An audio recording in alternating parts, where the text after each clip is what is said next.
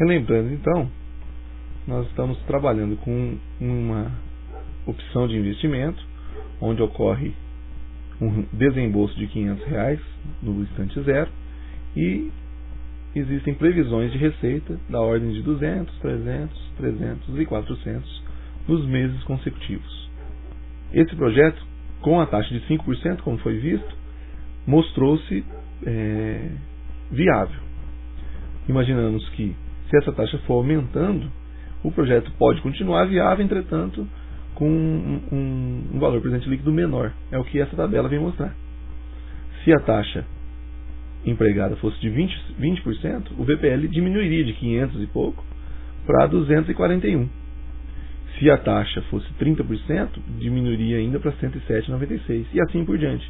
Notando que, se a taxa fosse de 50%, seria até negativo. Ou seja, o projeto deixaria de ser viável caso o capital empregado nesse projeto tivesse um custo tão elevado de 50%.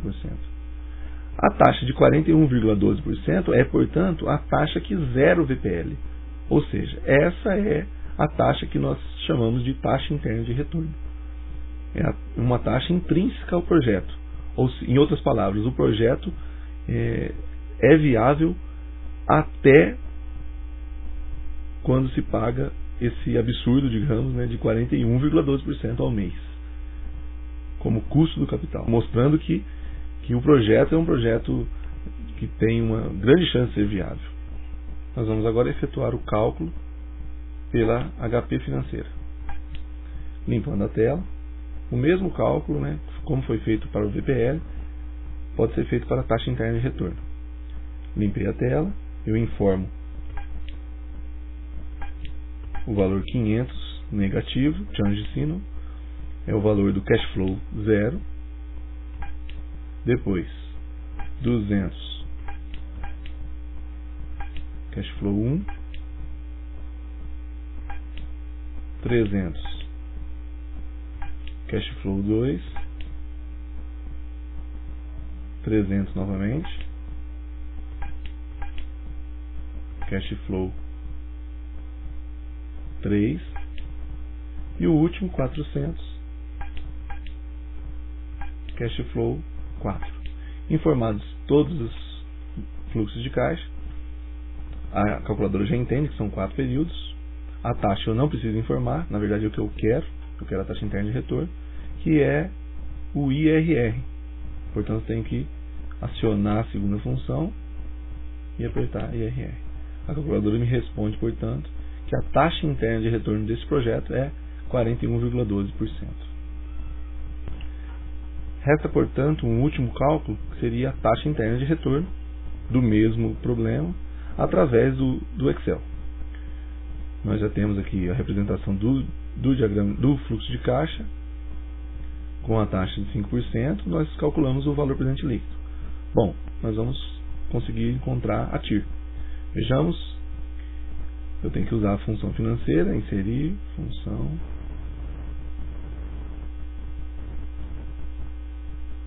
categoria financeira, e eu vou buscar a função TIR. Ok? Que tem por parâmetros os valores do fluxo de caixa. Ok?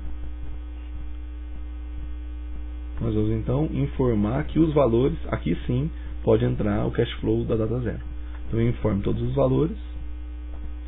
A estimativa, deixando em branco, o próprio Excel entende como sendo parte de uma estimativa de 10% para se começar os cálculos iterativos da taxa interna de retorno. Portanto, pode deixar em branco. E aí você dá OK e tem a resposta 41%. Aumentando o número de casas decimais, nós conseguimos visualizar que são 41,12%. Ok. Uma outra forma interessante de se calcular a taxa interna de retorno, sem, na verdade, fazer uso da função financeira TIR, seria através do recurso da ferramenta atingir meta. Nós sabemos que, por definição, a taxa interna de retorno é aquela que zera o valor presente líquido. Pois bem, a ferramenta atingir meta, vai nos permitir fazer esse cálculo de uma forma diferente. Nós vamos definir a célula VPL, que é a célula B10, vai para o valor zero, que é o conceito de TIR, é a taxa que zera o VPL, então nós vamos pegar o VPL e forçá-lo até o valor zero, alternando quem? Alternando a taxa. Portanto, a hora que eu der OK, nessa célula B8 nós vamos ter a resposta para a taxa interna de retorno, que vai ser a taxa que zera o valor presente líquido. Ok? Foram feitas algumas interações e a resposta aparece na célula B8. Então, a taxa de 41,12 é a taxa que zera o VPL. Então, é uma forma diferente de você poder calcular a taxa interna de retorno, usando a ferramenta atingir meta.